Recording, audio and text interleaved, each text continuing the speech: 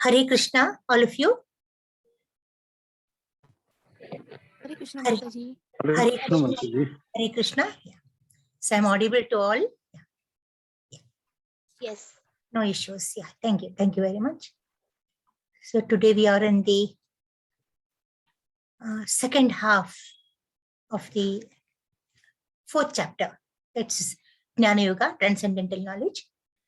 So I begin my session offering my prayers to Sri Sri Radha Govinda of ISKCON Nanturu Mangaluru, and paying my respects to our founder Acharya, Srila Prabhupada, and with the best wishes of my Shiksha Guru, Namanishta Das Prabhuji. So I begin the day session with my prayer, followed by a very small kirtan, just to remember Lord, that's all, and then we'll start off with our session. Om Namo Bhagavate Vasudevaya. Om Namo Bhagavate Vasudevaya. Om Namo Bhagavate Vasudevaya.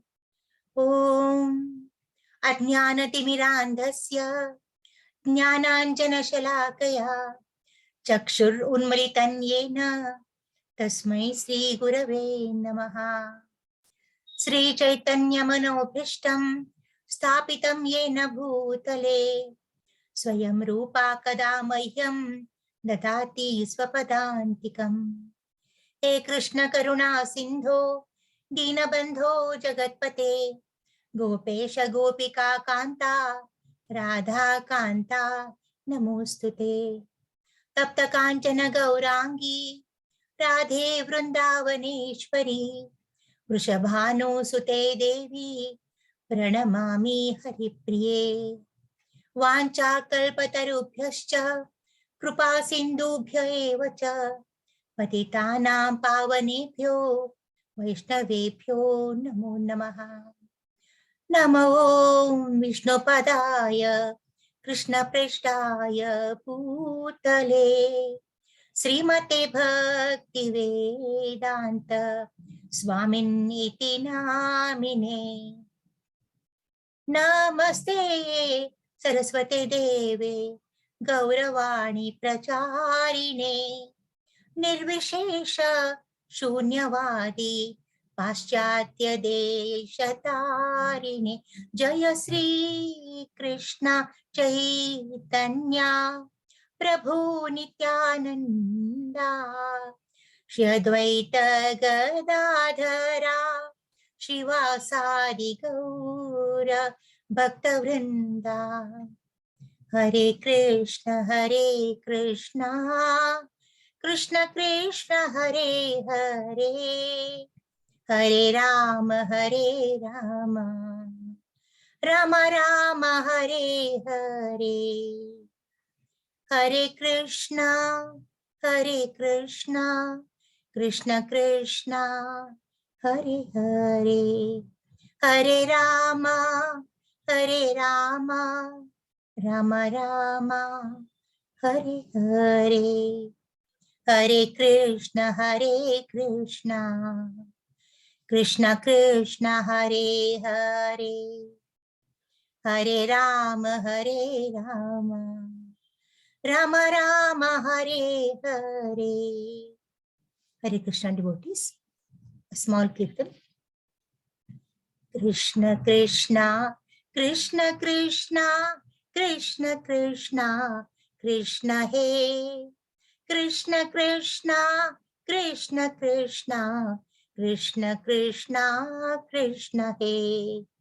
Krishna Krishna Krishna Krishna Krishna Krishna Rakshama. Krishna Krishna Krishna Krishna Krishna Krishna Pahima. Rama Raghava Rama Raghava Rama Raghava Rakshama. Krishna Keshava Krishna Keshava Krishna Keshava Pahima. Krishna Krishna Krishna Krishna Krishna Krishna Krishna He. Krishna Krishna Krishna Krishna Krishna Krishna Krishna He Hare Rama Rama Rama Hare Hare Hare Krishna Krishna Krishna Hare Hare Hare Rama Rama Rama Hare Hare Hare Krishna Krishna Krishna Hare Hare. Hare Krishna devotees. Hare Krishna Mataji. Hare Krishna, Bhavna Mataji, Meenakshi Mataji. Hare Krishna. Hare Krishna, all of you. Hare Krishna Mataji. Hare Krishna, Hare Krishna. Mataji, Hare Krishna Mataji. co-host Hare and Krishna. Bhavna Mataji. What happened, Meenakshi? Bhavna Mataji and myself, can we be the co-host for the today? Definitely, Mataji, definitely. There's no question of asking. I'll make Bhavna Mataji the co-host. I think I have made you. Did I not make you?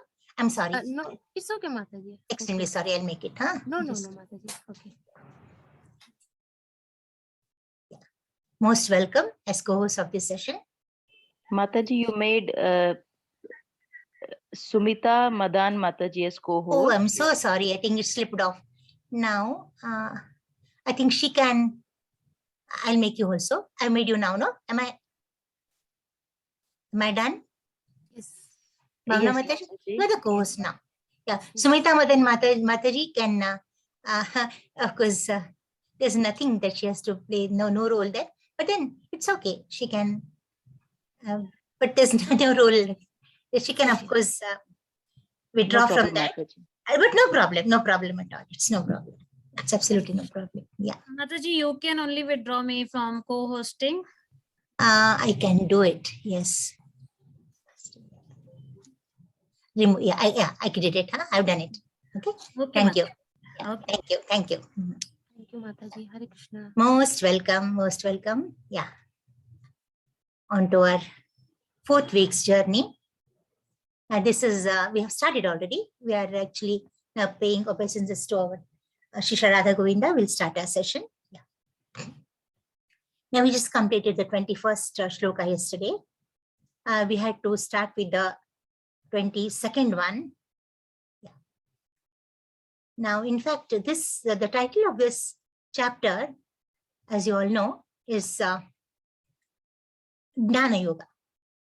Jnana is knowledge. Every knowledge is knowledge.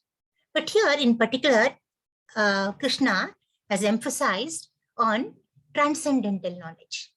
It's very important. So, we have done with this yesterday. I want you to focus on what is actually transcendental knowledge. We learned about what is akarma, vikarma, and nishkama karma and karma yesterday. Now, today we are going to study about what exactly is that transcendality of knowledge. What is transcending the knowledge? So, yeah. This I think we have finished yesterday. Yeah. Going to repetitions.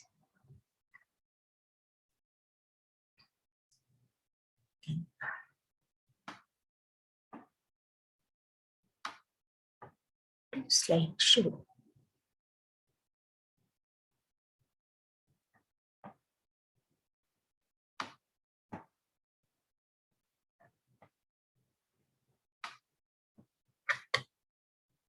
Able to show the whole full screen.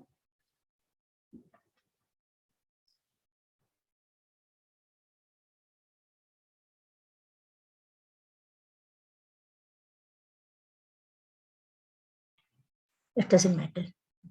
Mataji, have you started the recording? Yeah, I started. Thank you very much for reminding me. Yeah. Yesterday was such a blunder. It happened. So now I think we stopped at this. Here, living entities move like a machine. Like as a machine part is a part of a machine.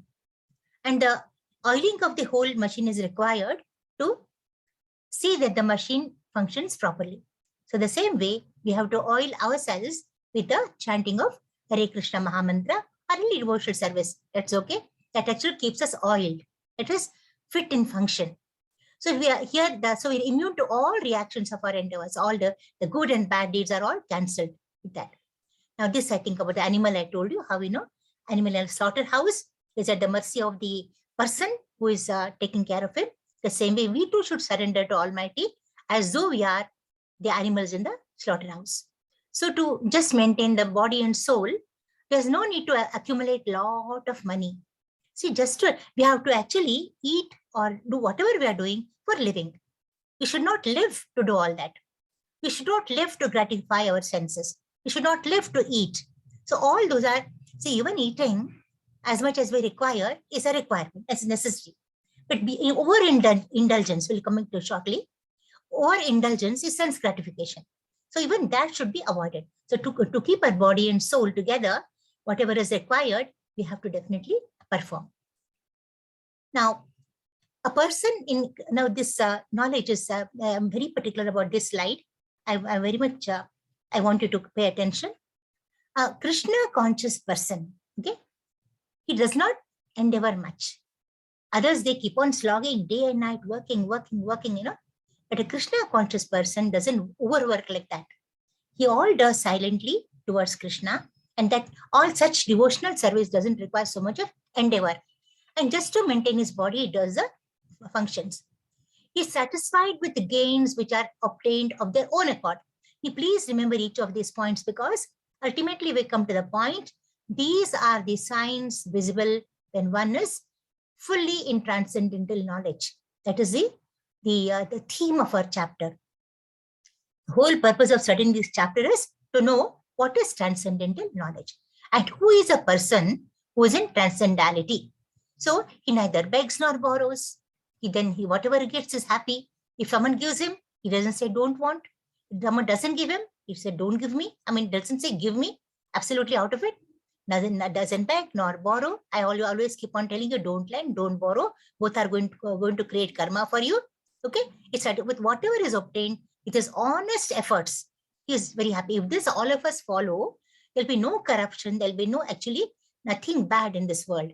Then I think probably Kalki Avatara may rethink whether to come or not, because you know automatically things will be set right in this yuga. But it is not possible. We know that. Just a few people in a room like this thinking that won't help. The whole world at large has to work towards it. Therefore, independent in his livelihood. So he doesn't want anything from anyone. So obviously, he's not dependent on anyone. The independence is very important for us. You know, we should never be dependent on anyone. Whatever the condition, maybe your physical, God forbid, your physical deformities, even then, don't be dependent on anyone. You should become, we have seen foot and mouth, the paintings and all that. People, they don't have legs, they don't have so many organs, you know, how it feels so sad, but they create wonderful art actually. It does not get affected by anyone's intrusion in his own Krishna conscious service. So if he's doing some service, whatever I'm chanting now, someone is playing some jazz music there, it won't affect me. Or if someone is trying to interfere, trying to disturb me, it won't affect me. I'll be almost like in meditation. Okay, so that is very important in transcendental knowledge. Does not allow any duality of the material world. No, like miseries, I mean the happiness and then cold, heat, nothing affects him. He's absolutely equipoised in all the situations. And steady in both success and failure. If he succeeds, he's not overwhelmed. If he fails, he's not completely, doesn't become demoralized. Okay, now these are the signs of one when one is in transcendental knowledge. A beautiful message. Now 23rd shloka. Gata sangasya muktasya jnanavasthita chetasaha yajnaya acharatah karma samagram praviliyate.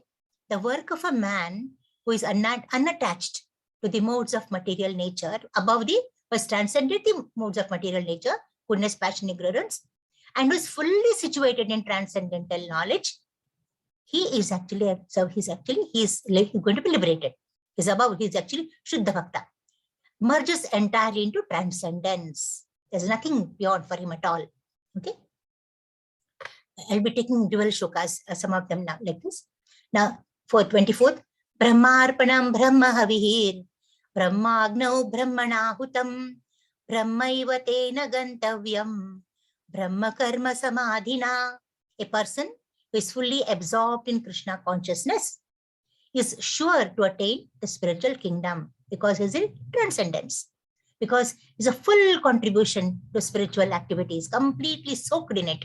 He is nothing else. 24/7 is actually involved with spiritual activities, in which the consummation is absolute and that which is offered is on the same spiritual nature. So everything is spiritual. Whatever it does is actually spiritual. I will reflect on these two shlokas. Now, such a person is supposed to be in Krishna consciousness. A person having transcendental knowledge is a person in Krishna consciousness. He is freed from all dualities I've just mentioned to you, and he knows his constitutional relationship with the Lord, that we are all the eternal servitors of the Lord.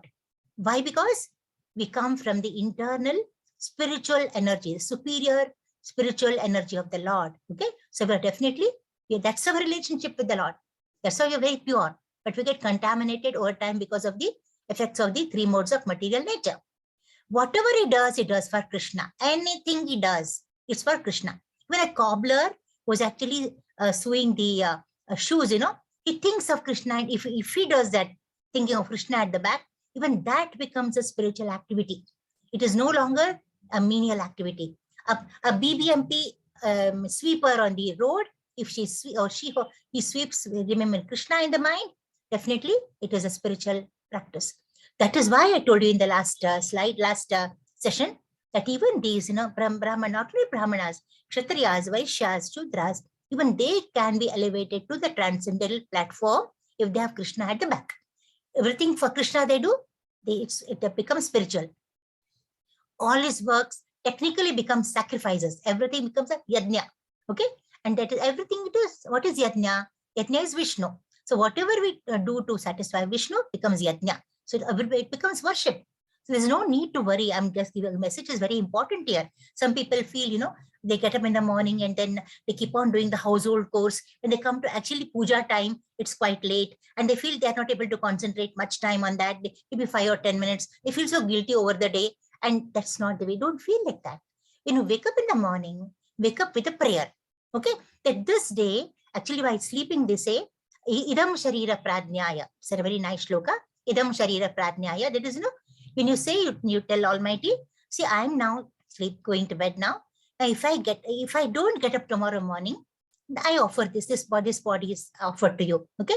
When you get up in the morning, you go into the puja room and tell him, you have made this dawn happen for me. So thank you for the day. From there, your worship starts.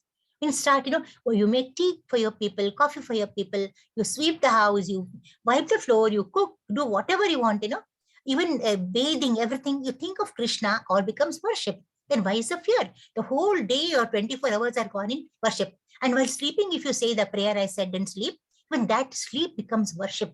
So that is the way you can spiritualize your activities. So when you're doing that, why should you feel bad about only 10 minutes for puja? Doesn't matter.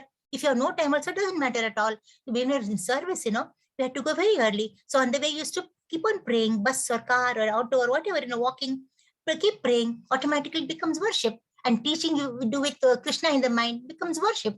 So whole day you are spiritual. That is a person in Krishna consciousness. It's not that you give up everything and take to inertia and do nothing. That is not worship actually. That is wrong actually. It's pretense. So all his works actually are technical, become sacrifices. So you are spiritualizing. The resultant reactions to all such work, you may be appreciated in your institution where you're working or may not be. It can happen. Both can happen. Okay. Nothing affects you. You're doing with the best. You're doing working on some project. It doesn't work at all. And then you don't feel bad about it. So because you offered it to Krishna and done Krishna Arpana. So don't worry at all. So it merges into transcendence. A beautiful message from this chapter to us. A conditioned soul, excuse me, entangled in material contamination. We are all entangled in material contamination. Can get out of the material atmosphere only through Krishna. The way I told you, through Krishna consciousness. If this is so simple, it is, very simple. Nothing, no penance, nothing, no meditation, no spending of lot of money, no severe austerity, nothing.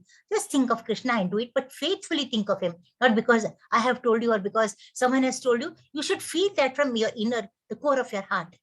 A patient, this is a very beautiful example. I want to tell you this. I say overindulgence, I told you about in the last shloka. A patient suffering from overindulgence in milk products, made too much of maybe rasmalai or what is it, what rasgullas, and too much of it. Too much is too bad.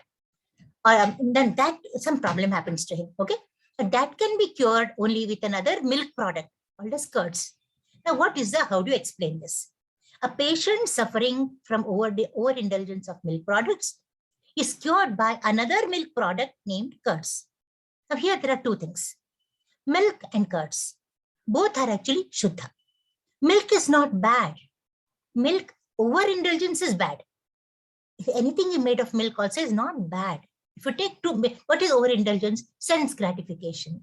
Like in mathematics. Now what is that equal to? Maya. So it is you're covering this Shuddha Tattva with actually Maya. You're covered by Maya, you suffer. And how is that cured? Now the same product, the product of milk only, curds is a product of milk. Now that helps in curing it. So the remedy, the remedy for the problem lies in the problem itself. They both are same. The problem and the remedy are the same. Very interesting example. Now Brahman is spiritual. We know Brahman is spiritual. Brahma Jyotir is also spiritual effulgence. When the Jyotir, that is the effulgence, is covered by illusion, Srila Prabhupada explains like this. If the Jyotir is covered by Maya, what happens? Or sense gratification. What do you compare here that sense gratification with? Can you tell me? Unmute and tell me. I have told you myself. What is the sense gratification in the example given above? Maya. No. In the example I gave you, milk and curds example. What is sense gratification there? Indulgence. Very good. Overindulgence. Very good. Overindulgence, that is Maya. Now this becomes material. So if you just limit to taking a little amount, no problem at all. But then you take it, the remedy has to be, they say, no, remove the thorn with the thorn. There's a thorn in your leg. Now you don't take a thorn again, you take a needle, is it not? So if you want to remove it, you take a needle, another needle. So both are sharp. They help to remove each other. They actually counteract. Okay. Beautiful examples given here. The material veil, that Maya, can be removed only and only by Krishna, being in Krishna consciousness. The mindfully absorbed person in Krishna consciousness is said to be Samadhi. That is called Samadhi. So any yajna done in such trance is called yajna. It's actually towards the absolute, so towards Krishna. Okay, so or Vishnu. That's what we had to take away from this particular shloka. So we come to the now working on one's own account and working on God's account. Very small examples are given here. A cashier receives lakhs and lakhs of rupees, on behalf of the bank. Okay, that's okay. That's no one will definitely have no one. He's also not afraid when people are not doubting him at that point of time. The moment he tries to steal a little, even a small penny from that, he becomes a criminal. Till he had the money with him, he was absolutely beyond. It was fine, but he tried to steal that money, he becomes a criminal. A soldier killing the enemies on the border is actually given a Paramavira Chakra. He is actually acknowledged. He is actually honored. When he kills a neighbor, he's arrested. That's very wrong. Okay. Now Arjuna fighting for Dharma Yuddha, it's for actually good cause. But Duryodhana, what he's doing is actually for selfish cause. Okay. Unwinding and winding spool of a tape recorder. You unwind it and you again wind it. There are some examples given for you to understand what these two processes are. Now section 25 to 33. Now sacrifices lead to transcendental knowledge. How do they lead to transcendental? This chapter is mostly later about yoga practices. All that's going to lead us to transcendentality. Fruit of all kinds of Vedic sacrifices. All these Vedic yajnas are prescribed in the Vedas. Okay. Now they all give us transcendental knowledge. They gave us transcendence. This leads to liberation and ultimately to pure devotional. That is a purpose actually, to pure devotional service. But misinterpretation of the Vedas can lead us to deep ravines where you cannot get up at all, Okay, we should never misinterpret the things. But here there's actually a list of, which shloka deals with which particular, shloka, which concept with which shloka, but those are dealt with detail. I don't think we have to go through this. We'll go to this shloka straight away. We're not having no cut short here. We are going to go to the detailed dealing only. So 25th shloka. Daivam eva apare yajnam yogina paryupasate brahmagnau apare yajnam yajne naivopa juhati. Some yogis perfectly worship the demigods by offering different sacrifices to them. And some sacrifice,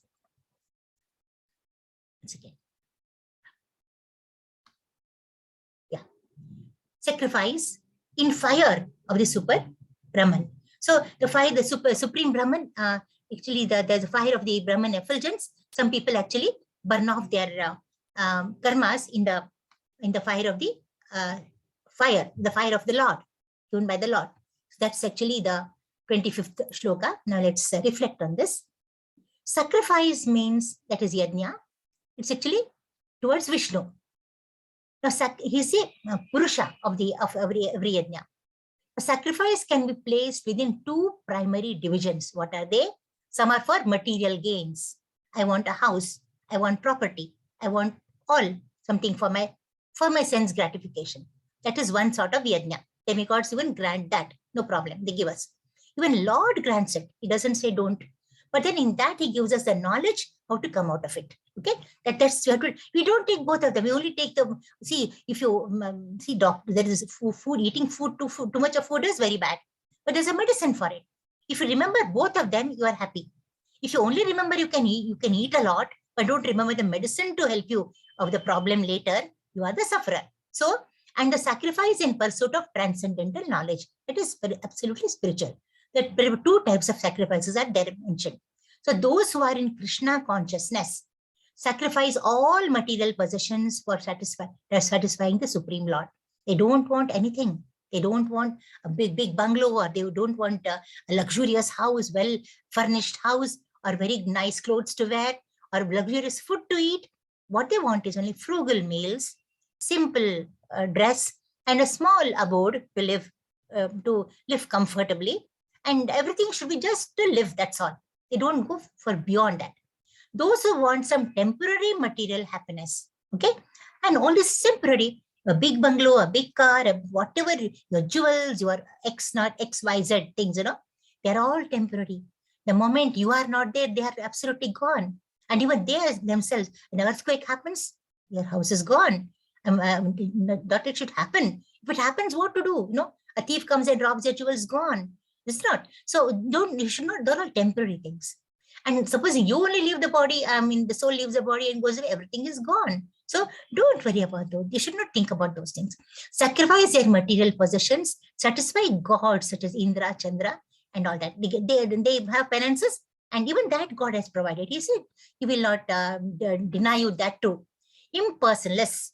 Now, who would believe in the Brahma Jyotir existence of the Brahman? There are three: Brahman, Paramatma, and then Brahma Jyotir. Now, some of them who don't believe that Lord has got a form, they believe in the Brahma Jyotir. Okay. Now, those people, they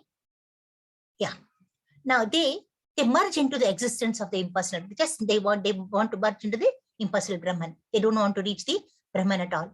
The demigods are powerful living entities. Who are demigods? They're parts. Now we have already learned now.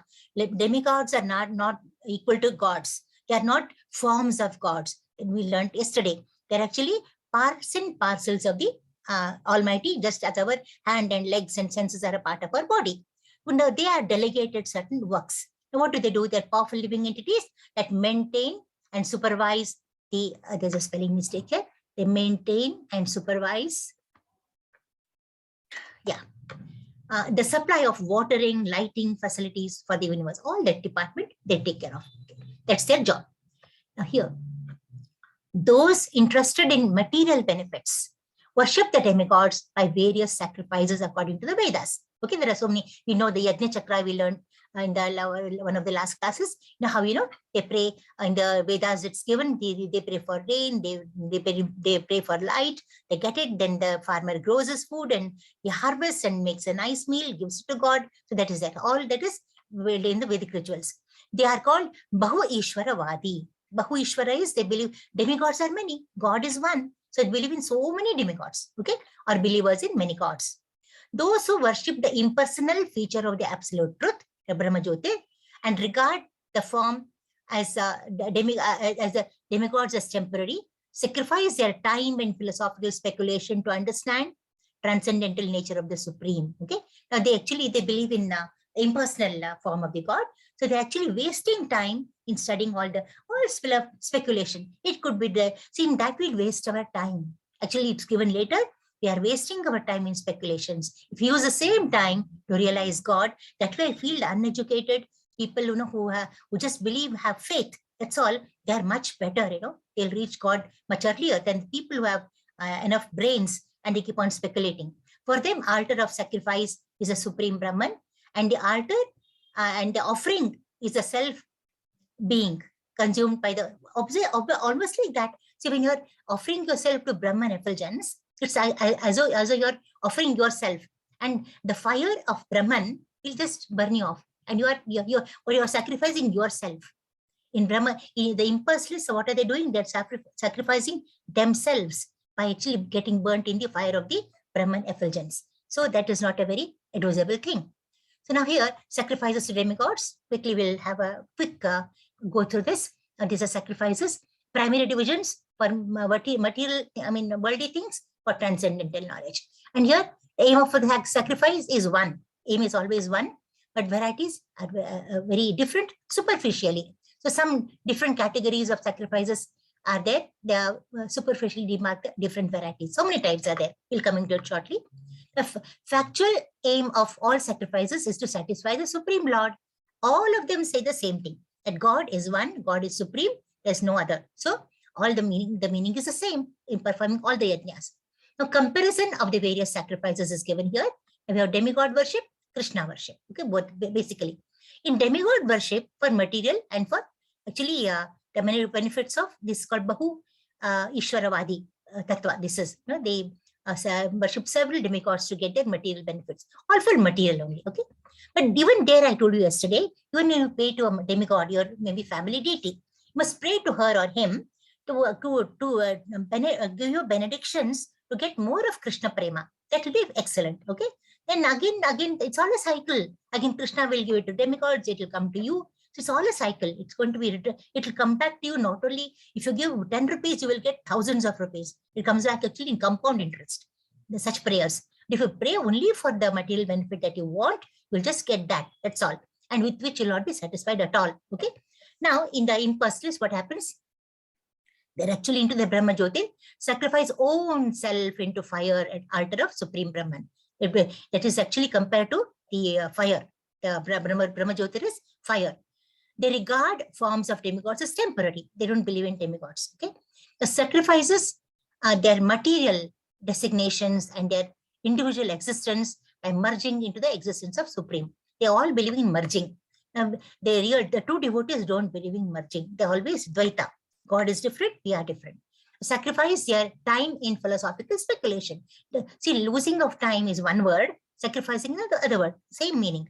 You're wasting time almost, So they're actually sacrificing the time there. The Krishna conscious devotees, they are most exalted. They sacrifice all material possessions. They don't want anything at all. Okay, and for Krishna satisfaction. And Arjuna sacrifices everything for satisfaction, and Krishna actually to please Krishna. That's beautiful. And then the material loop. I was just telling you about the material loop. Now, happiness without sacrifice, tapa. Now, this was given by Lord to Brahma when he was penanting. Then Lord got that, when he got it, he said, tapa, tapa. He said, you meditate on the word tapa, tapa. It went on, tapa is meditation. So that's how Lord Brahma meditated for thousands of years, the Lord, before the whole creation started. So all sacrifices must be performed with the knowledge of their purpose and goal. You should know why you're doing what. But people, what they do, just blindly do. They go to the Purohit priest, he says, do this, they do it. They don't ask why we have to do it. We do Godana for a departed soul in a particular month and all that. We don't know the reason why we do it. We just go, you should know the meaning. There's nothing wrong. But the way you approach the priest is very important. Don't be submissive and be ask things for your knowledge sake, not to test their knowledge. Okay. So here we see the material existence happens due to sinful life. And this leads to ignorance. Ignorance, because of ignorance, we commit against sins. Again, sinful life gives you material existence. This is the circle keeps, it's the loop, material loop. We never get out of it at all. You'll be entangled in it. Okay. That's what we have to try to come out of it. Shotradhini dhinri yanyanye samyamagnishu juhvati shabdadina vishayan anya indriyagnishu juhvati. Some unadulterated brahmacharis were very pure, sacrifice the hearing process. Very nice. Yeah? They don't hear any odd music, nonsensical things, no prajalpa. They control their senses, and the senses in the actually they have firm mental control, and others regulated household. The grahasthas sacrifice the objects of senses in the fire of senses. They don't want objects. Actually, supposing a grahastha says, I'm not bothered about all belongings and all that, it doesn't matter. That is great. The brahmachari the question doesn't arise because he doesn't go to that level at all. He'll be sleeping on a charpai and he'll be just, eating frugal food. So what he should do is, what is likely to get contaminated is by the music and all that which is around, and the sense, the disturbing sense distractions. He has to control all that. And if he controls that, it is supposed to be a sacrifice of the hearing. Here, the members of the 4 divisions of the brahmachari, grahasashrama, and vanaprastha and sannyasi are all meant to become perfect yogis. We forget that. We have whatever God has given us, it's all for us to reach him. Now, to reach him, how can we reach? You have to be very pure. So purification process has to happen. So every ashrama is a purificative process. We don't know about that. We don't even follow it. Are all meant to become perfect yogis or transcendentalists. Since human life is not meant for enjoying sense gratification, definitely not. But we think that is our main aim of life. How unfortunate. How much of ignorance, how much of Maya is actually already just wrapped us. Not only covered us, we are wrapped in it. Now, covering, you can just dust it out. But wrapping is to remove the wrappers. It will take some time. But that only Krishna consciousness can help us. The 4 orders of human life are so arranged that one may become perfect in spiritual life. Each of the ashramas and the varanas can be used for our transcending the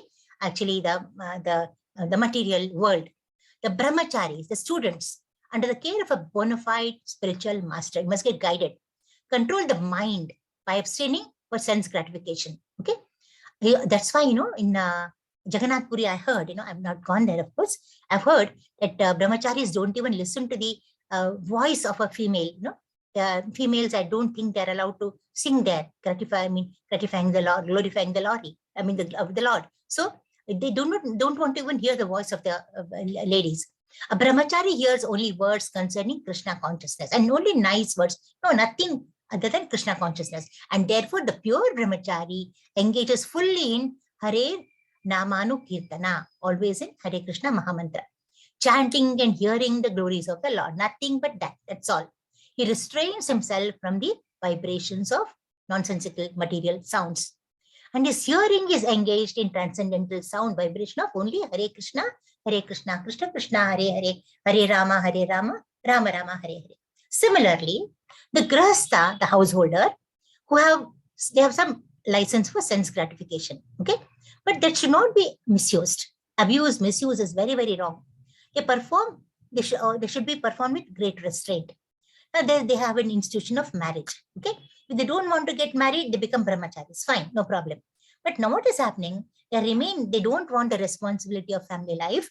They want to gratify themselves. So they go into wrong means, that is very, very bad. It is not at all approved in the Vedas, and definitely not at all, not at all human. It's like animals, no use at all. So here, now the marriage was actually, the institution of marriage was actually laid down on principles of religious life, and therefore current in all civilized human society. All of them have something called a marriage, okay?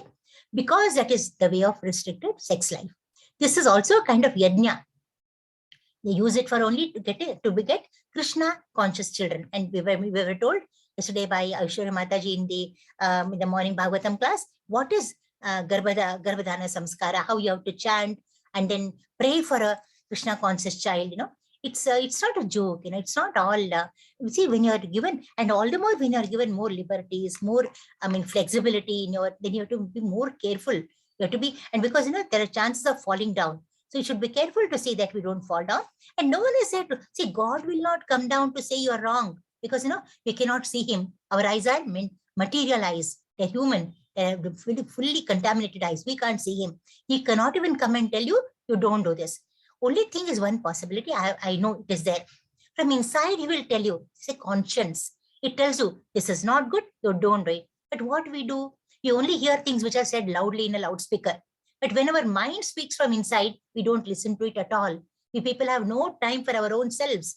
Actually, the mind tells you, even for a crime, the criminal is doing a crime, antaranga, there will be some, this is not good. He doesn't listen to it. He's only interested in the larger thing, actually. So this is again a yajna. His tendency towards sense gratification for higher transcendental life. That's what is that yajna for?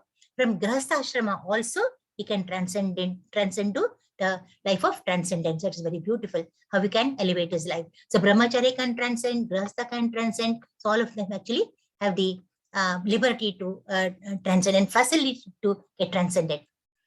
Sarvani indriya karmani prana karmani chapare atma samyama yoganau juhati jnana deepite.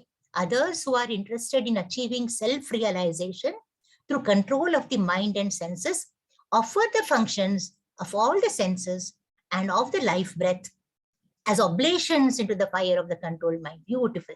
See, they offer their senses only to actually as sacrifice. They don't want to see, and senses can enjoy everything. They can see whatever they want. They can hear whatever they can eat whatever they want. They can feel whatever they want. All that they can do, but they control all that. That's again a yajna.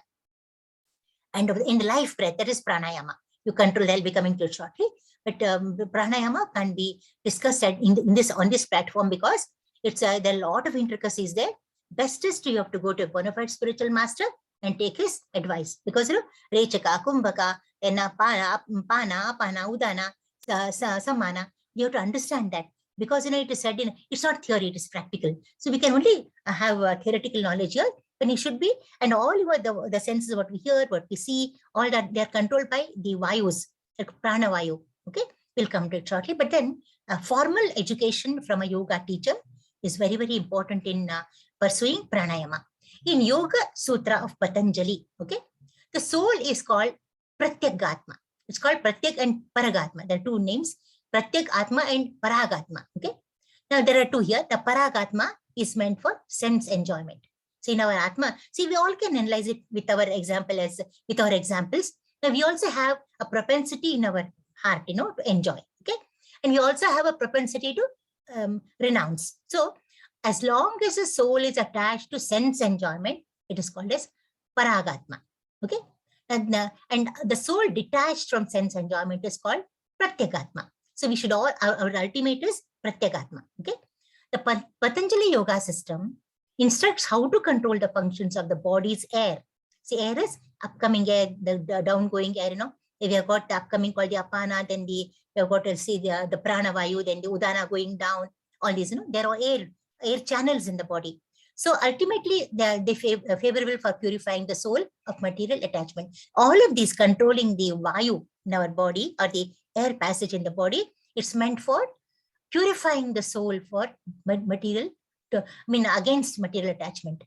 According to this yoga system, Pratyag Atma is ultimate goal. This Pratyagatma is withdrawn from activities and matter. So you're withdrawing from everything. Withdrawing is very important. See, leaving let loose is very easy. To grow horizontally and vertically tall, growing fat is very easy, but becoming lean is very thin. So you have to withdraw everything. Pratyekatma is withdrawn. The senses interact with the sense objects. All the senses, definitely that's what they do. Like the ears for hearing, eyes for seeing, nose for smelling, tongue for tasting, and hand for touching. All of them are thus engaged in activities outside the self. They're not actually confined with the soul-related activities. They're all sense-gratifying activities. You have to control that. That is actually Pratyekatma. They are called the functions of the Pranavayu. All of these are Pranavayu functions. Enlightenment in engaging in this knowledge is searching for self-realization. Transcendence, self-realization are the key words of this particular chapter. Okay, so you have to get enlightened, in this knowledge. That is actually searching for self-realization. That is self-realization. Even transcendence means leading towards self-realization. That you have to realize. We come to the next shloka. Dravya yajnastapo yajna, yoga yajna tatha pare, swadhyaya jnana yajnascha, yathaya samsita vrataha. Having, this is dravya yajna, that is money, in terms of money, you do yajna, that is sacrifice. Okay, having accepted strict vows, some become enlightened by sacrificing their possessions. They give off their all property. Some of them, they write off, so many acres of land, if they have so much, towards a temple building, or for some school, or for some dharmashala, you just write it off. Okay, others by performing severe austerities, by practicing the yoga of the eightfold, Ashtanga Yoga, mysticism. The mysticism is something which is vague actually. They practice it, but ultimately even that will lead us to devotional service. Okay, in studying of the Vedas, that is Swadhyaya Yajna, it's called as advancing in transcendental knowledge. So that also is actually a part of Yajna. Some persons sacrifice possessions in the form of various kinds of charities. Some build dharmashalas, and annakshetras, and they give annadana, sandarpana. And Atithi Shala, they do guest houses, Anathalayas are there, and Vidyapithas are there, then there's Mahila, Samaja, so many are there. You can go on naming it. That's in a Hindu system. And of course, in the other countries, you have hospitals, old age homes, even there we have it, hospitals, old age homes, and any charitable foundation meant for distributing food. Our ISKCON Akshay Patra is such a great organization, actually, arrangement for distributing food to all the people across for this. So the children, the school children, and the ailing patients, and in the Corona times, I was told actually that in certain places, free food was reached at home from ISKCON to the people as long as they got cured of it. See, such a great service. You're serving God through that. Now, providing education and medical treatment free to the poor. That, of course, we also, some of us are interested. We give donations to institutions, but then again, be careful. There are so many NGOs which may not be really very authentic. But anyway, you have to uphold this cause. You can't have an excuse and stay behind. These are called dravya yajna. They're called dravya because all mean money. So they're dravya yajnas. For higher elevation to higher planets, now some want to reach higher planets. They have the Chandrayana yajna and the Chaturmasya yajna. In Chandrayana, the 12th day of the lunar fortnight. Now between the new moon and full moon, that is called as the lunar fortnight. The 12th day, 11th day is Ekadashi, okay? 12th day is Dwadashi. On that day, people take a vow, okay? And then they go by it. That's one austerity, okay? And Chaturmasya, 4 months. Some, I think, June to October, some that time, 4 months. Now they quit some certain foods at that time. They eat only once a day. And some month only no curds, no milk, no vegetables, no dals. Therefore, I don't remember all of them. Verbatim, but then that is there. It's an austerity. And some people have heard, elderly people who have seen, they eat, today they eat only just, first day they eat only one morsel of food. So difficult. So you're so hungry, you just take one morsel, okay? So second day, 2 morsels. Third day, 3 morsels. Fourth day, 4 morsels. You go up to one particular morsel height. Then again, come down to 1 morsel. It's so difficult. And some people don't talk while eating food. Some people don't drink water by eating food. All these are very tough austerities, but people do it. Okay, they're all sort of sacrifices. Include severe vows for conducting life under some rigid rules, very important. Okay. Now, for example, in Chaturmasya, vow the candidate does not shave for 4 months. That is for the men, okay, during the July to October seasons. He does not eat certain foods, eats only once a day. And then such sacrifice of the comforts of life is called Tapomaya Yajna. Tapas, it's sort of a tapas. Okay.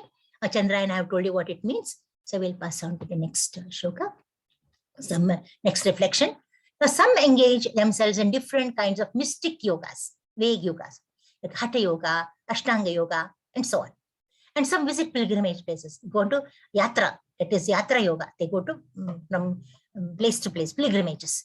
Some engage in studies of Vedanta Sutras, then Sankhya Yoga, Sankhya philosophy, and anything, maybe your Bhagavatam, then Chaitanya Charitamrita, Ramayana, anything could be. Okay. Now, that's called as Swadhyaya Yajna. You have to study, engagement in sacrificial studies. All these yogis are faithfully engaged in different types of sacrifice, are seeking higher status of life, not in the sense, material, it is transcendental. The Krishna consciousness only and only is a direct service of the Supreme Lord. Krishna consciousness cannot be attained all what I just mentioned now. Okay, Tapomaya, Dravya Yoga, or the Yoga Yajna. None of them can give us liberation complete. The best is Krishna consciousness. It can be attained. That can't be got by all of these things. It can be got as a byproduct. With all this, you may ask, then what is the use Mataji told us till now? But if you, while doing all what I told you on top, you keep Krishna in the mind, it becomes Krishna consciousness. That's all. That's all. Transform it. Spiritualize your activities. Even while going to pilgrimage yatra, you think of, you go and say, chanting Hare Krishna Mahamantra and go. Finished, becomes Krishna, becomes a spiritual activity. So all of these, keep Krishna in the mind, it becomes Krishna consciousness. Not that you have to shun all that pranayama or your Ashtanga yogas, you can do them, but keep Krishna in the mind. Then can be attained by any one of the above mentioned types of sacrifices, but can be attained only by the mercy of the Lord. Therefore, Krishna consciousness is transcendental.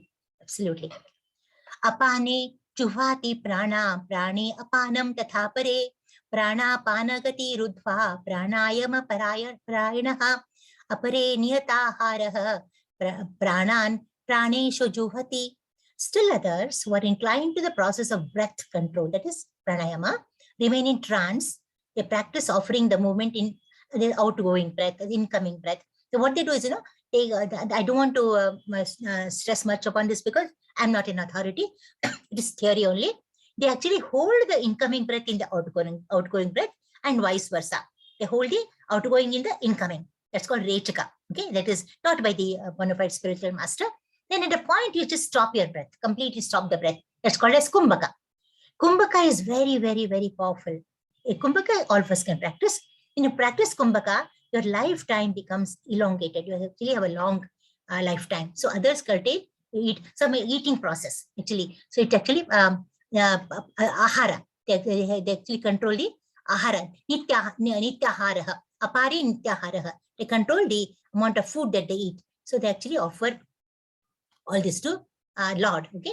Even the breath to the Lord, the food to the Lord, everything is offered to the Lord. So that's one sort of sacrifice. So this system of yoga for controlling the breath is called pranayama. All of these processes are recommended for controlling the senses and for advancement in self-realization. Sarve api ete yatna vido, yatna kshapita kalmashaha, yatna shishtamprita bhujo, yanti brahma sanatanam. All these performances who know the meaning of performers, rather, who know the meaning of the sacrifice become cleansed of sinful reactions. So do blindly, there are some people, they say, oh, who can we question? No, we can't question, they do without questioning. That is not right. But the way you question should be very submissive, but you should know what you are doing for which particular yajna. And having tasted the nectar of the results of the sacrifices, they advance towards supreme eternal atmosphere. So it's not a very great thing by doing things without asking anything. That's actually foolishness. It is the Mudhatma does it. We should not do that. From the foregoing explanation of the different types of sacrifices, actually the Vedas and doctrines, the performance of system is common The common aim is ultimately to control the senses only. Sense gratification is the root cause of material existence. That is the main cause we all have, you know. You see, dieting, oh, well, control. You can't control. Again, you come back to your own. You can't control. No, in ISKCON, we don't take tea, coffee. We don't take chocolates. We don't take onion, garlic. Actually, we were all taking that earlier. But it was one overnight decision we took because we want, between weighing Krishna and all these habits, you know, Krishna's the pan was actually heavier. It came down. So all of them, we just left all of them. Overnight, we don't even think of them today. Okay. So that's how we should have, it is controlling the senses. The sense gratification, this platform is in eternal atmosphere or Brahman atmosphere. All the above mentioned sacrifices help one to become cleansed of all of them aim at only cleansing and elevating to transcendence and actually and ultimately realizing self-realization and ultimately reaching the abode of the Lord. Okay? Evam bahuvidha yatnya vitata brahmano mukhe karma jana vidhitan sarvan evam jnatva vimokshase. All these different kinds of sacrifices are approved by the Vedas. They can be done. And all of them are bona fide. They're different types of works.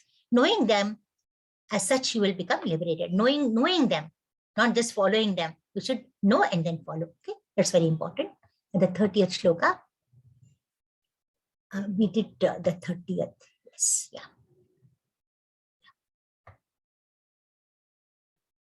31st shloka is here. It's Nayam lokosti ayadnasya kuto anya kuru sattama. O best of the Kuru dynasty, without sacrifice one can never live happily on this planet in this life.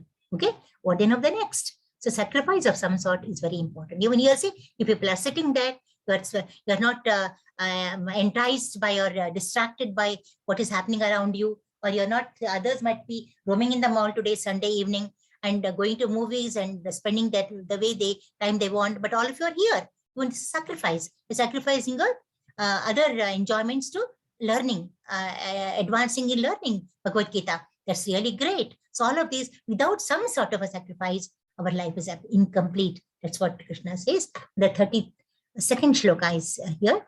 Evam bahu vidha yajna vitata brahmano mukhe karma jan. I think this I just finished. I just help you with that. Yeah. In Shreyan dravyamaya yajnat jnana yajna parantapa sarvam karma akhilam partha jnane pari samapyate. Oh, chastiser of enemy. Parantapa means chastiser of enemy. Okay? The sacrifice performed in knowledge is better than mere just for material possessions.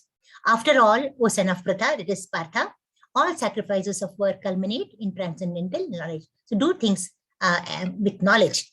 Do not do something without knowledge. It's repeatedly told throughout. So some shlokas have been clubbed actually, but I thought I will, for the sake of the shlokas, we ought to know all the shlokas in this particular session. So all are being, but they have almost more or less the same message.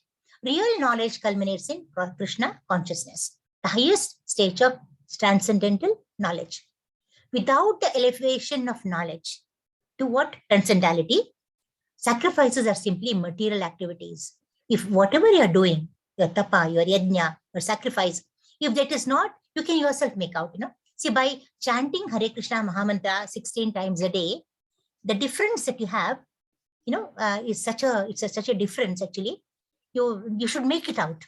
If with all that you're not feeling, you feel you're tired at the end of, and no one feels tired by chanting 16 rounds. There's only all of us have a constraint of time. That's all. No one, on the contrary, by when you are ending the 16th round, we feel, and some people do continue later also, you feel like chanting more. You can't stop.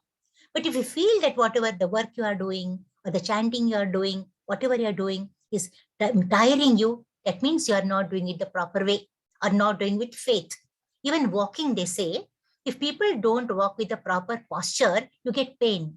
Now, many people walk for kilometers, they have no pain at all. But some with a wrong posture, if you walk, or with the wrong posture, do some activity, work in the house, you get pain in odd places. So whatever you do in an improper way is bound to give us pain. Okay. So here, if you do properly, you are transcended to the higher knowledge. When elevated to the level of transcendental knowledge, they enter into the spiritual. That's all. That's exactly what I always keep on telling you. Butter becoming ghee. Once it becomes ghee, it will never come back to butter stage. O chastises of enemy, the 33rd shloka. Yeah, I think we have, yes. I think it's said the shloka. This is our Acharya, founder Acharya. No better example than him. O chasters of enemy, the sacrifice performed in knowledge is better than actually. So knowledge, he has written, obviously, what the job, the volume, the monumental work that our founder Acharya has done for us, actually for the whole humanity, is actually just phenomenal. You just cannot, no words to it's sky high. It is actually sky high, you know. So and sky is limitless, you know that. The number of books he has written, my Lord. Bhagavatam, then Charitamrita, then there's so many, nearly not exactly 100, about 80 and odd, but then he would have written many more if it health had not come in the way. But then he has given a lot of knowledge. That is actually Jnana Yajna. He has done it for us already. Okay? That's about our Acharya, founder Acharya. These are actually what's going to follow in the polling. But we'll do it, right? There's no need to go through a quick rush through of the synopsis. Yeah. Tadvidhi pranipatena pariprashnena sevaya. Very, very famous sloka. Pariprashnena sevaya upadekshanti te jnanam jnaninastatvadarshinaha. See, we have to always learn from a bona fide spiritual master in a submissive way, a docile way, humble way, with humility, with all vinaya. Vidya with vinaya, okay? Acquire vidya with vinaya. Just try to learn the truth by approaching a spiritual master, okay? And for that, you know, you might have to do anything. In fact, those days, Gurukul, the students used to go there. They used to do so many things for the teacher's wife, you know, Guru Patni, you know, Guruma, they used to say, you know, they would do anything for her. Get the firewood from the forest and then do all sorts of chores. And the food, if it is given, they would eat. If they were not given, they would not eat. They would starve. They would never say, we are hungry, we want food. Not that they starved them, no. They were testing them actually. How much they can tolerate hunger, how much they're all endurance tests. They were doing it. And you have to pass all that. And submissively. And you have a question to ask in a very nice, very docile way, very modest way. Don't question them the way they do in this Kali Yuga. That's not, they say, just throw the questions at the teacher. That's not the way. Submissive hearing, submissive learning. Pariprashnena sevaya. You have to ask questions and answer knowledge. The self-realized souls can impart knowledge unto you because they have seen the truth. They are actually higher elevated. They have seen the whole world. Disciplic succession we talked about yesterday. Why do we believe in that? Because, you know, they know the truth and it's passing down them to us. So we have to be very submissive there. Okay. Yajnatva na punarmoham eva yasyasi pandava ena bhutan asheshani dakshanyasya atman athomai. Having obtained real knowledge from a self-realized soul, you will never fall into again illusion. Okay, for by this knowledge you will see that all things, all beings are nothing but parts and parcels of the Supreme Lord. The ultimate knowledge is that only. See, if you accept you're not independent, you are actually a part and parcel. Why should you serve Lord? Because you are parts and parcels of the Lord. If you believe it, if you have faith in it, you accept it, you are convinced of it, that's self-realization. That's all. Okay. Apiched asi papebhyah sarvebhyah papakrittamaha sarvam jnana plavenaiva vrijinam santarishyasi.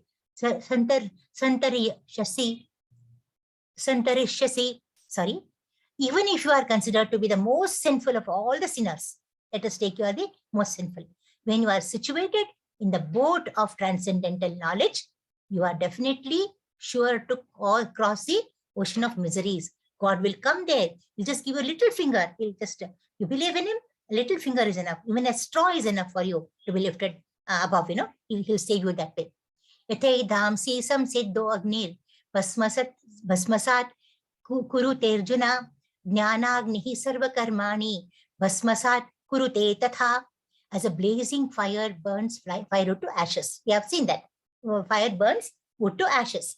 Arjuna, the same way, our sins will be all burnt away in the material activities with our surrenderance to the Lord. Then we have, the three shlokas, the four shlokas here, 35 to 38, will obtain knowledge and realization that all living entities are a part of Brahman. That is certain, okay, of Lord. With such vision, one will never fall into illusion. No, Maya will go away. There'll be no Maya. Okay. What is the Maya we are having now? We are lording it over. We think, oh, we are the proprietors. I did this. It is me. It is because of me. Everything I. If something good happens, I did it, I got it. Something bad happens, oh, God didn't do it. Very bad, God didn't. It's very, very bad, very unkind, very unfair. All that. That is illusion. That is illusion, actually. We'll cross, both are illusions. Both are illusions. We'll cross over the ocean of miseries, even if you are most sinful of all the sinners. By knowledge of self and super soul, and their relationship, one burns all sinful reactions. Achieve self-realization as mature fruit of all mysticism. See, mysticism is a vague thing, I do agree, but it will give you the fruit of realization, but ultimately take you to devotion. If it doesn't take you to devotion, it's actually useless. There's no use following it. Shraddhaval labhate jnanam tatah para samyatendriyaha jnanam labdha param shantim achirenadi gacchati. A faithful man who is dedicated to transcendental knowledge and who subdues his senses is eligible to achieve such knowledge. And having achieved it, he quickly attains the supreme spiritual peace. So he has to, that's all, then nothing. It's not too difficult to attain peace. You only have to be submissive and you have to be dedicated, have faith in it, in the transcendental Lord, accept it, and then follow it. Surrender yourself to Almighty. You are definitely going to get eternal peace. Nothing, not compared to any silence on earth, actually. Almost coming to the end of the session today. Ajnas cha shraddha dhanascha samsayatma vinashyati nayam lokosti na paro na sukham samchayatmanaha. But ignorant and faithless persons, they're actually the atheists, the demons, who doubt the revealed scriptures and do not have believe in Krishna consciousness, they fall down. For the doubting soul, there is happiness neither in this world nor in the next. Keep on doubting. For everything you doubt. This doubting is very, and faithlessness. You must have faith. When you have no faith, you doubt. For everything, you have a doubt. When doctor gives a medicine, you have a doubt whether it's going to help me or not. It won't help you if you take it a doubt. A mantra is given to you, you chant this, oh, will it do good to me or not? Speculation. Because of our brainy, we try to show off that we have too much of brains. We try to first believe. There's nothing. Believe in everyone. You may be wondering, but the world is not worth it. You may say that, but you try doing it. Why don't you try doing it? Let's see. We don't try doing it. We have no courage, no conviction. We think the whole world is very very actually dishonest. They're all meant to cheat us and all that. But then you should always know, you have a discretion. You'll know where to use your discretion. But we don't do that. In the first stance, you start believing everything. You sit in a metro and you have a disbelief that you're going to take you a proper destination or not. What's the use? It's going to take you, definitely. So you have to have faith in it. So, and also you must take to such practices which have such destinations. You can't go into a blind alley and say, no, faithfully, it's going to take me to a right place. A blind alley will lead us to blind end only. So you should choose our intelligence in choosing the right path. And once you choose the right path, you're going to surely reach the right destination. And the right path is the path in Krishna consciousness. Okay, if you have faith in Krishna, you will definitely not ever let us down. Now, O Bharata, stand and fight. Again, come to the same. But ultimately, what is there in every chapter? Krishna wants Arjuna to fight. No sinful reaction can affect one who performs his duties with transcendental knowledge. Arjuna, now you have transcended all your ignorance. You are in transcendental knowledge. You fight now. That's what Krishna tells him. Slashed with knowledge, all doubts born of ignorance. Use your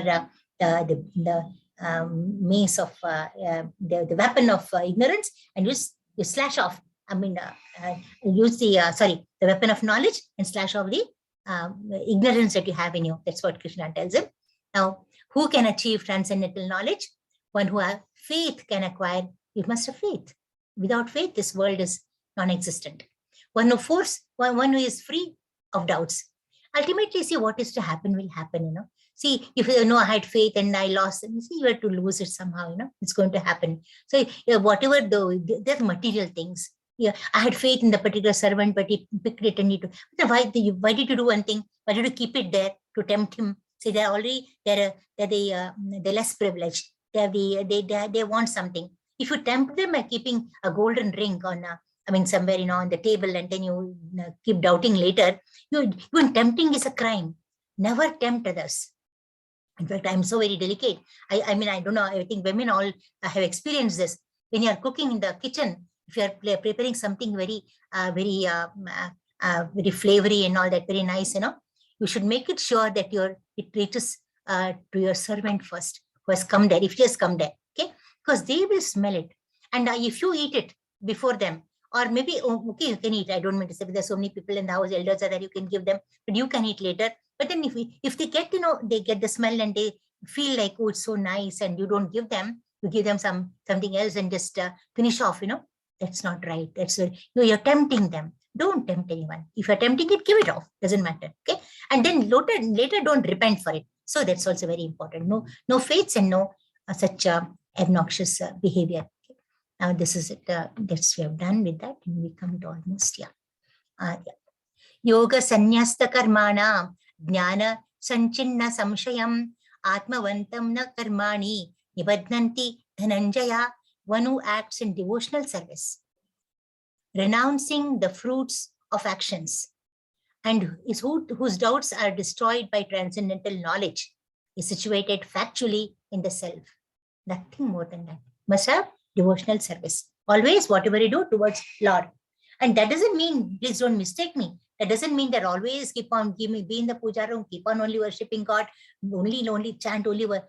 That's fine. But be doing your daily course with always Krishna in the mind. That's enough. It becomes a spiritual activity, devotional activity. Is situated in the self. He has realized, and he will have no guilt. He'll have no guilt at all that he has not done this, not done that. And surrender to Almighty while going to bed. Sorry, Almighty, whatever I could, I did today. Okay, and whatever I could not do, I have not been able to do. For instance, evening prayers for me on the days, these 2 days of the week, my regular prayers, they're not possible. All that parayana will not be possible. It doesn't matter. God understands me. So he will not punish me. I'm not scared he's going to punish me. When this is devotional service, you should take it that way, Then there's no guilt. And if there's no guilt, I think most of your mental health is actually safe, very safe. Thus, he is bound by no reactions of actually work. That he conqueror, Dhananjaya is conqueror of riches. Now here Krishna and Arjuna are addressed in different ways, Dhananjaya and then Parantapa and so on. Last shloka.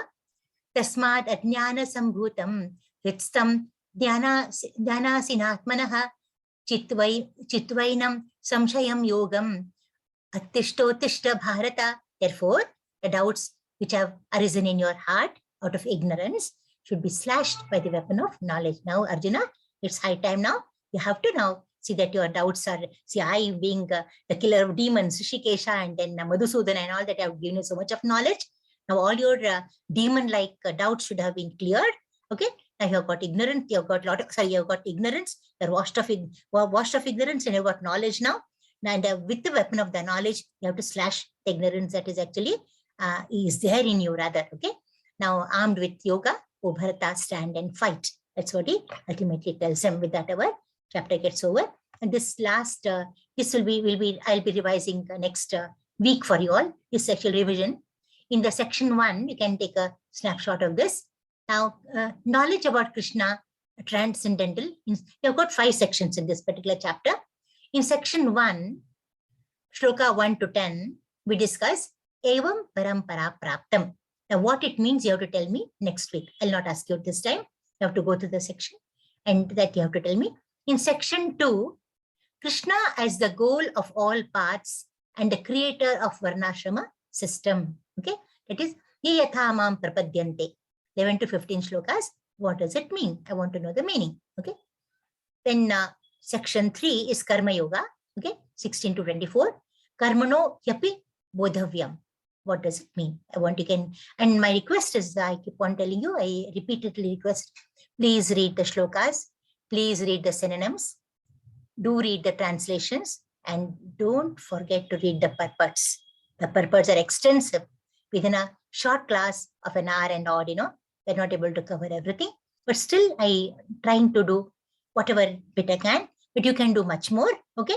And then because next stage, section, level 3, you'll have to give presentations, okay? Then they may just say, Evam Parampara Praptam, and they say elaborate on this, okay? And they'll give you, it'll be quite interesting, but it will be, if you understood all that here now, you'll be able to do that in the next level, definitely, okay? Then now, in the fourth part, sacrifices lead to transcendental knowledge. Jnana yajna parantapa. There's so many sacrifices we learned today, okay? All that you have to remember. It's a fairly simple chapter, only knowing about the different yajnas. Summary of transcendental knowledge. It is the keyword of this chapter. Tad vidhi pranipatena. Okay, this I would would be happy if voluntarily you lift up your hands and answer me next week, next Saturday.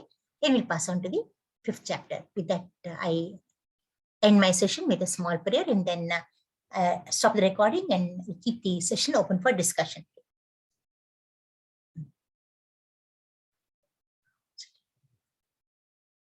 Forgot my prayer.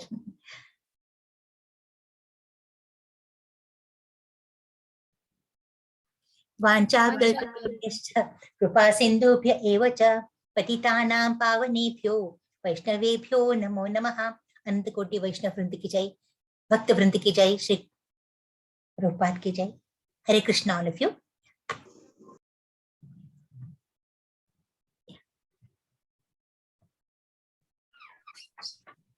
Hare Krishna Mataji.